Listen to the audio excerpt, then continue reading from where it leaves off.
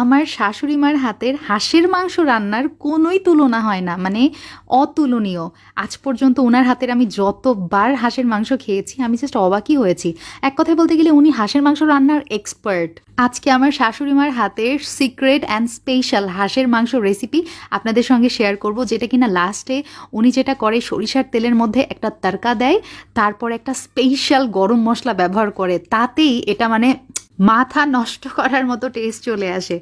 একদমই সত্যি কথা, এক লাইন বাড়িয়েও বলছি না। যাই হোক, এখানে আমরা একটা হাঁস নিয়েছি, দেখতে পাচ্ছেন। আস্ত হাঁসের ওজন ছিল 2.5 কেজি, তো কাটাকাটি করার পরে 2 কেজি হয়েছে। মামনি যেটা করেছে, হাঁস প্রথমে পা এবং গলা ধরে আগে হচ্ছে আগুনে পুড়িয়ে নিয়েছে কিছু সময়। আর আপনারা যদি আস্ত হাঁস না পুড়িয়ে নিতে চান আগুনে, সেক্ষেত্রে কেটে নেওয়ার পর কিন্তু পুড়িয়ে নিতে পারেন। তো যাই হোক, আমরা প্রথমে পুড়িয়ে নিয়েছি, তারপরে হাঁসের গায়ে যেই ছোট ছোট লোম থাকে সেগুলো উঠিয়ে ফেলা হয়েছে। একটা শন দিয়ে উঠালে কিন্তু ইজি হয়। হাঁসটা কেটে নেওয়ার পর পরিষ্কার পানি দিয়ে কতবার খুব সুন্দরভাবে ধুয়ে তারপর পাতিলে নিয়েছি। একে একে সব মশলাগুলো দিয়ে দিব এখন। এখানে পেঁয়াজ কুচি আছে 2 কাপ পরিমাণ। আর আমি হাঁসের কলিজা এখানে নিইনি, তবে আপনারা ব্যবহার করলে অবশ্যই হাঁসের কলিজা প্রথমে গরম পানিতে সিদ্ধ করে তারপর এখানে দিয়ে দিবেন। লবণ দিয়ে দিলাম 1 চা চামচ প্লাস হাফ চা চামচ। হলুদের গুঁড়া এখানে ব্যবহার করেছি আমরা 1 চা চামচ। আর লাল মরিচের গুঁড়া মামনি বলছিল একটু হাঁসের মাংসতে বেশি করে দিতে হয়, এই জন্য 3 চা চামচ ব্যবহার করা হয়েছে। তবে আপনারা আপনাদের স্বাদ মতো দিতে পারেন। এখানে জিরা গুঁড়া 2 চা চামচ এবং ধনিয়া গুঁড়া 2 চা চামচ।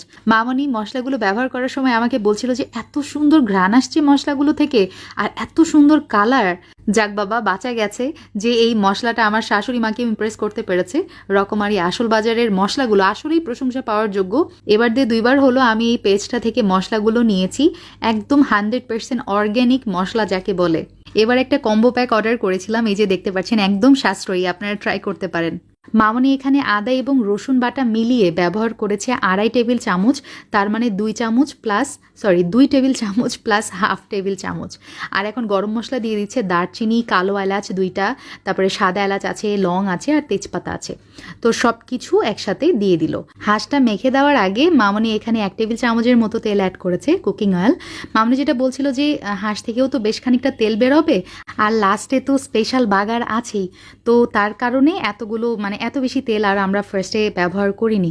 তো খুব ভালোভাবে হাতের সাহায্যে দেখতে পাচ্ছেন মামনি মেখে দিচ্ছে। আর যে কোনো তরকারি হাত দিয়ে মেখে দিলে কিন্তু রাঁধুনির যেই হাতের টেস্টটা সেটা কিন্তু তরকারির মধ্যে চলে যায়। তো যাই হোক, এখানে প্রায় 1.5 কাপের মতো পানি ব্যবহার করা হয়েছে। এখন ঢাকনা দিয়ে আমরা চুলার জালটা অন করে দিচ্ছি। আর আমি যেটা করেছি, প্রায় 10 থেকে 15 মিনিট পরপর, আর চুলা জালটা কিন্তু মিডিয়ামে ছিল, ঠিক আছে। 10 থেকে 15 মিনিট পরপর ঢাকনাটা উঠিয়ে আমি তরকারিটা খুব ভালোভাবে নেড়ে চেড়ে দিয়েছি।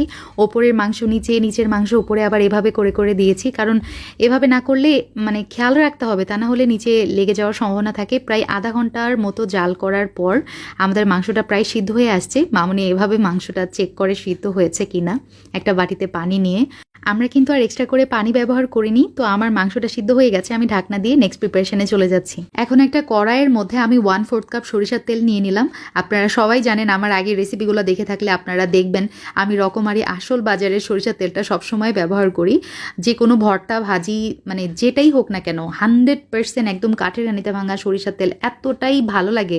আর আমি আচার করতে করতে আগের তেলের বোতল তো শেষ, 3 লিটার আগে নিয়েছিলাম, সেটা মানে শেষ হয়ে গেছে। তো আবার আমি এক্সট্রা করে 5 লিটার অর্ডার করেছিলাম। তো যাই হোক, তো তেলের মধ্যে পেঁয়াজ আর হচ্ছে তেজপাতা দিয়ে কিছু সময় ভেজে নিয়েছি। যখন বেরেস্তা হয়ে গেছে, একটু ক্যারামেল কালার চলে আসছে, তখন হাঁসের মাংসটা দিয়ে দেওয়া হয়েছে, দেখতে পাচ্ছেন। এখন সেই মেইন কাজটা করতে হবে, অনবরত এই তেলের মধ্যে হাঁসটাকে কষিয়ে নিতে হবে। আমাদের কাছে একটু লবণ কম মনে হয়েছে, এই জন্য লবণটা অ্যাড করে দিলাম। আর মামনি যেটা করে, এই যে লাল মরিচ আছে না, শুকনো লাল মরিচ, সেটাও একটু অ্যাড করে দেয়, এতে ফ্লেভার এবং টেস্টটা ব্যালেন্স হয়। কষাতে কষাতেই এক পর্যায়ে দেখতে পারবেন হাঁসের তরকারির যেই লুকস সেটা কি পর্যায়ে চলে আসে। এখন আমাদের সেই স্পেশাল মশলাটা ব্যবহার করা হচ্ছে, এখানে দিয়ে দিলাম 2 চা চামচ। এই গরম মশলাটা যদি আপনি হাঁসের তরকারিতে ব্যবহার করেন, তাহলে এর টেস্ট সাধারণ থেকে হয়ে যাবে অসাধারণ, গ্যারান্টি। স্পেশাল শাহি গরম মশলা রকমারি ব্র্যান্ডের, আর এখানে 20 আইটেমের গরম মশলা ব্যবহার করা হয়েছে দেশি বিদেশি মিলিয়ে। এটা দিয়ে আমি গরুর মাংসও রান্না করেছিলাম, টেস্ট হয়েছে ফাটাফাটি আলহামদুলিল্লাহ। এখন আপনারা নিজেরা দেখলেই বুঝতে পারবেন যে হাঁসের তরকারির যেই লুকসটা সেটা কিন্তু আস্তে আস্তে চলেই আসছে। আর আমরা প্রায় কড়াইয়ে কিছু সময় ভেজে নিয়েছি, প্রায় 5 মিনিটের মতো। সামান্য একটু পানি অ্যাড করে দেওয়া হলো, এই ধরেন 1/4 কাপের মতো।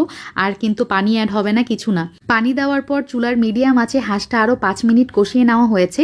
আলহামদুলিল্লাহ আমার হাঁসটা কিন্তু একদম রেডি। লাস্টে বেরেস্তা দিয়ে দিলাম, চুলার জালটা অফ করে দিয়েছি। আর কিচ্ছুই লাগবে না, শুধু গরম ভাতের সাথে সার্ভ করবেন, দ্যাটস ইট। অনেকে হাঁসের মাংসে ভাজা জিরার গুঁড়া ব্যবহার করে, তবে আমি করব না, যেহেতু আমি শাহি গরম মশলার গুঁড়া ব্যবহার করেছি। আজকের আমার রেসিপি কেমন লেগেছে প্লিজ লেট মি নো। যদি ভালো লাগে give me a Thums up. ইনশাল্লাহ আবার দেখা হবে। আল্লাহ হাফিজ, আসসালামু আলাইকুম।